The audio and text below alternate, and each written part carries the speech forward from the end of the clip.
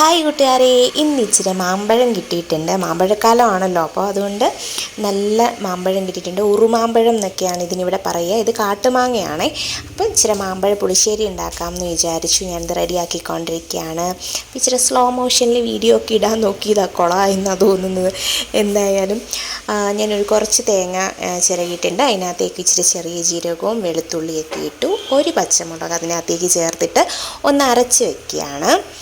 അതിന് ശേഷം നമുക്ക് പെട്ടെന്ന് അരച്ചുകൊണ്ട് വരാം. ഇതാ അരച്ചെടുത്തിട്ടുണ്ട്. ഇനി അതിലേക്ക് നമ്മൾ ആദ്യം ഒരു ചട്ടി വെച്ച് അതിനകത്തോട്ട് മാങ്ങയെല്ലാം കൂടെ ഇട്ടു. അതിലേക്ക് ചെറിയ ഉള്ളിയാണ് ശരിക്കും ഇടേണ്ടത്. ചെറിയ ഉള്ളി ഇല്ലാത്തത് കൊണ്ട് സവോള കൊണ്ട് അഡ്ജസ്റ്റ് ചെയ്യുവാണ്. അതിനകത്തേക്കും കൂടെ ഒരു 3-4 പച്ചമുളക് ഇട്ടിട്ടുണ്ട്.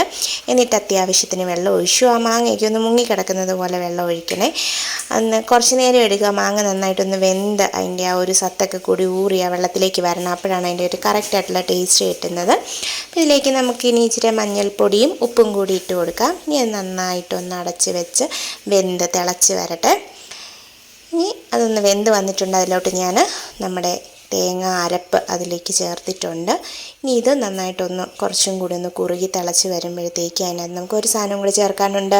തൈര് ചേർക്കാം. ഇപ്പം തൈര് ചേർക്കുന്നുണ്ട്. ഓരോരുത്തരുടെയും പുളിയുടെ ഇഷ്ടത്തിൻ്റെ അനുസരിച്ച് തൈര് നന്നായിട്ട് ചേർക്കാം. കട്ട തൈര് ചേർക്കുന്നതാണ് എപ്പോഴും നല്ലത്.